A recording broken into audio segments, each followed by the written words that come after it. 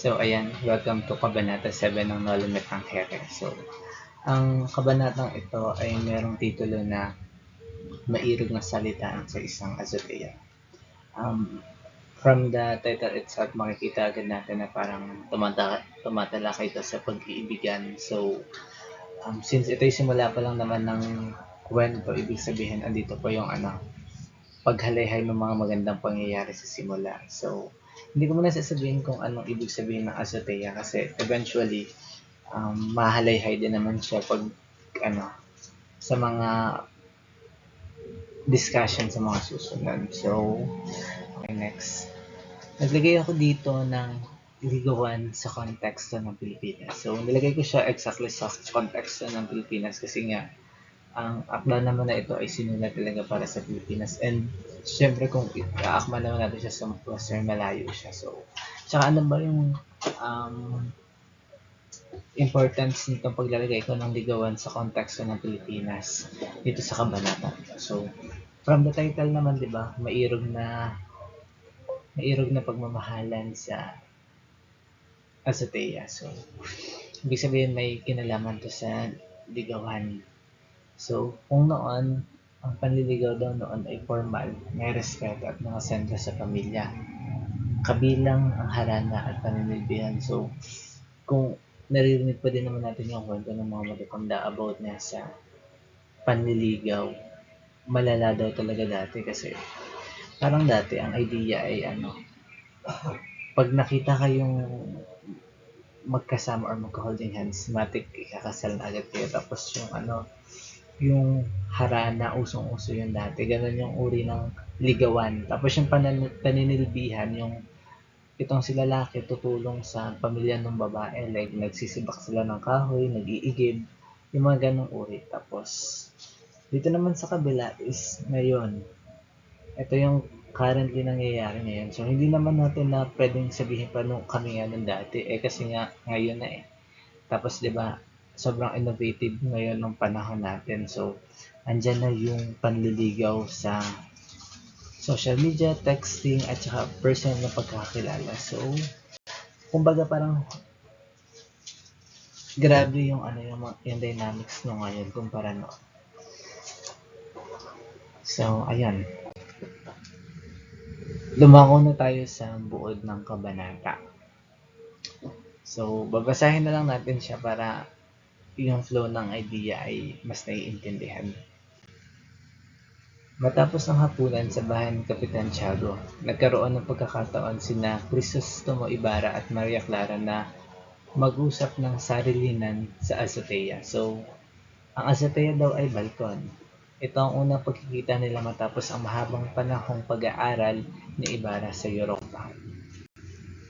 Nagbalik-tanaw sila sa kanilang pagkabata at ipinakita ni Maria Clara ang mga liham na ipinadala sa kanya ni Ibarra noon.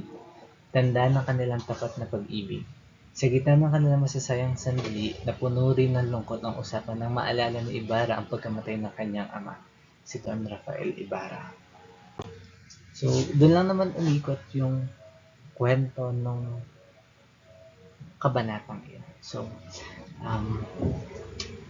ito yung mga sinulat kong mahalagang pangyayari. Kasi, di ba, kung naalala natin, nagkaroon pa nga ng pagtatalo dun sa unang kabanata, yung doon sa Tinola. Tapos, ito, bukod na to, nagkaroon na ng hapunan. Tapos, pagkatapos ng hapunan, nag-usap sina Ibarra at Maria Clara sa azotea. So, ang lugar ng pag-uusap nila ay sa azotea. So, ang balcony, saan ba siya kadalasang nakikita? Di ba hindi siya doon sa tagong-tago? Ang balcony is, kumbaga parang live, kitang-kita kayo doon. So, isang factor yan kung bakit nilagay ko dito yung konteksto ng noon at saka ngayon. Kasi di ba ngayon parang yung magjowa, minsan mas trip nila yung intimate, yung tago. So, dati bawal yon. May mga rason kung bakit ang pagkakasulat nito ay si Maria Clara at Ibarra ay nag-uusap sila sa azotea. Kasi nga that time sobrang conservative ng mga tao. So, ito na ulit yung muling parang banding nila. dahil matagal na nag-aral si Ibarra sa Europa. So, ibig sabihin, sabik at miss na miss nila yung isa't isa. So, and aminin man o hindi, kung naranasan ninyong umibig, ah, lalo na kung halimbawa LDR, tapos sa lagay nila dati, hindi naman to katulad nung present time na parang chats, messages, kaya mangyari, pero dati liham. So, hindi naman siya katulad nung palitan ng mensahe katulad ng sa Messenger. So, dati, mag-iintay ka pa ng linggo para lang matanggap yung mga sulat. So, ang ginawa ni Maria Clara, lahat ng mga liham na natatanggap niya mula kay Ibarra ay iniipon niya. Siguro ito ay tanda ng ano, yung nire-reminisce niya. Tsaka 'di ba, parang sobrang romantic sa feeling, lalo na dati. Kasi parang ngayon, kung may gumagawa man ko, konti na. So siguro ang ginawa ni Maria Clara para i-reminisce yung mga bagay-bagay ay binabasa niya yung liham ni Ibarra. Kung halimbawa nalulungkot siya or namimiss niya si Ibarra, ganun yung outlet na ginagawa niya para maibsan yung lungkot na nararamdaman niya. So, since meron ulit silang time para banding sa isa't isa, so nagkaroon sila ng um, pagbabalik tanaw. So, ito na yung ibinahagi nila ang kanilang mga alaala at damdamin sa isa't isa. So, dun sa pagbabalik tanaw, binalikan nila nung yung part na magkakasama pa sila, yung kahit yung sa mga childhood memory nila, binalikan nila yon kasi nga, well, sa sobrang tagal nilang hindi nagkasama at hindi nagkasama, oo nga, sa tagal nung mga na-miss na chances na pwede silang mag-usap. So, ang dami nilang pwedeng balikan. So, binalikan nila. Nag-reminisce nga sila, yun yung pinakang tamang term, nag-reminisce sila, binalikan nila yung mga masasayang alaala nila. So, madami yun eh, dun sa pagbabasa ko dun sa mismong pagkakasulat nito. Meron pa silang yung dun sa garden, dun sa ilog, pag naliligo sila. So, madaming alaalang bumabalik sa isipan nila at parang sariwa pa lahat yun sa alaala ng dalawa habang binabalikan nila. So,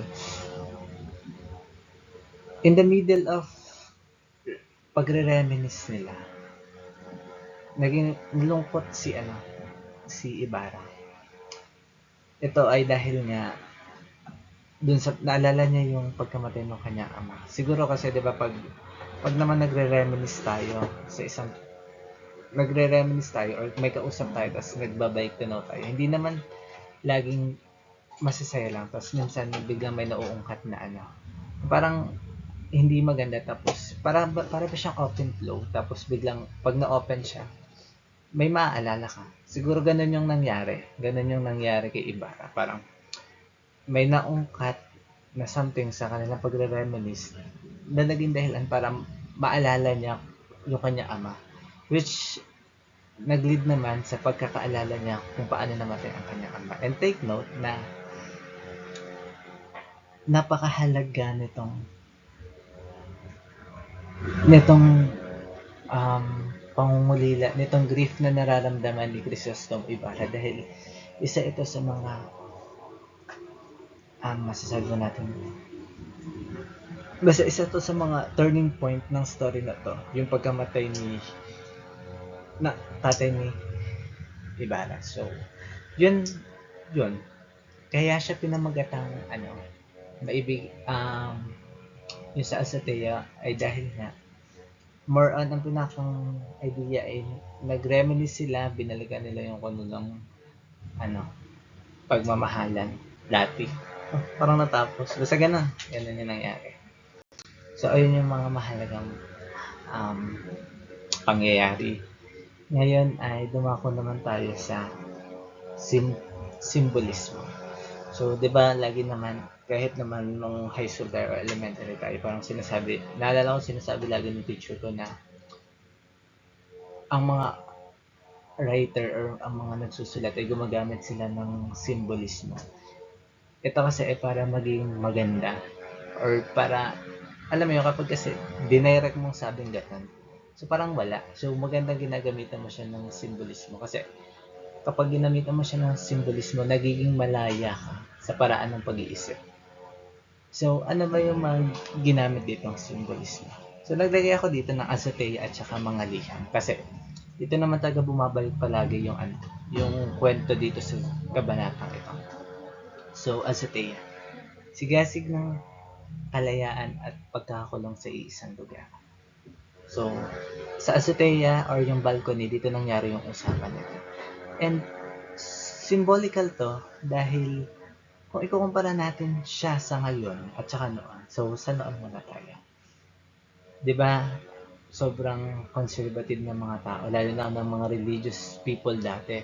Kasi nga bawal maging intimate. Yung close sa isa't isa ang babae at lalaki. Ang babae dapat laging demure, laging Maria Clara, laging sobrang demure. So, kaya ako nilagay yung azotea dito. Kasi ang azotea ay parte ng bahay kung saan lagi parang lalo na sa Pilipinas parang ang balcony ay parang kapag nasa labas ka tas nakikita mo yung balcony ng bahay, parang ganon. So ibig sabihin kahit nasa loob ka ng sarili mong tahanan, hindi mo pa rin maramdamang malaya ka kasi parang andito yung nakikita ka ng ibang tao, nakikita ka ng pamilya mo, parang yung sense of security na pwede mong gawin kung ano yung gusto mo, na pwedeng maging ikaw kung anong gusto mo. Parang may idea na hindi mo siya pwedeng gawin dahil nga, unang-una, yung idea na baka may nakatingin sa'yo. Ganon. So, parang katulad din siya nung sa Pilipinas, nung mga panahon sinakop tayo ng Spain.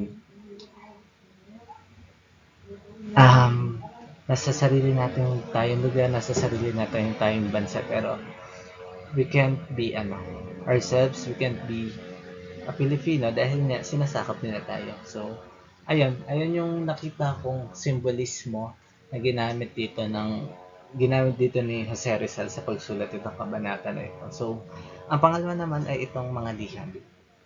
So, simbolo ng pagmamahal, katapatan, ugnayan sa kabila ng distansya at pighati. So, mga liham, kasi yung pagitan talaga ng distansya nila sa Europa at Pilipinas ay malayo talaga. So, ang liham ay ginamit bilang sentro ng communication nila para mas lalong tumibay yung foundation ng kanilang pagmamahalan. So, and at the same time, nilagay ko dito yung pighati or grief. Kasi 'di ba ayan, isa pa naalala ko bigla. Ang sa pagbabasa ko nitong kabanata na to, natuwa ako na pinakita dito ni Ibarra yung grief na 'di ba parang ang lalaki ay dapat ganyan strong, pero dito sa kabanata na to, yung inalis yung idea na dapat ang lalaki ay matigas lang. Inalis yung idea na dapat matatag lang ang lalaki. So, parang sa part na to, yung vulnerable side ni Ibarra ay pinakita niya. Yung grief niya sa pagkawala ng tatay niya, sa pagkamatay ni Don Rafael, pinakita sa kabanata na to. Which is good thing kasi nga, dapat hindi naman natin nililabel ang mga lalaki na lagi matigas lang kasi meron naman silang emotion, so they are able to feel what they should feel. Yan ganun. Dahil namatayan, so nag-grief siya. So, yan sa liham kasi 'di ba parang kaya nilagay ko din siya na may sinisimbol yung liham as a grief kasi 'di ba parang ba yan? Parang kapag ayan, parang 'di ba sabi nila sa kapag namatayan ka, lalo na kung mahalaga sa'yo, like katulad sa case ni Ibarra, ang namatay sa kanya ay tatay niya, mahalaga yun sa kanya. So katulad nung liham ni Maria Clara na tinago niya, tapos binabalikan niya, katulad yun ng grief na nararamdaman ni Ibarra kasi hindi mo na maalis sa tao na maramdaman yung pagkawala ng tatay niya, and ang tanging na lang kaya niyang gawin ay balikan yung mga ala-ala. So, nilagay ko yung ano, yung liham nga sa grip dahil ganun ko siya nakita. So, ayun, ganun lang naman yung kwento nitong ano, nitong chapter 7. So, ayun po. Thank you po.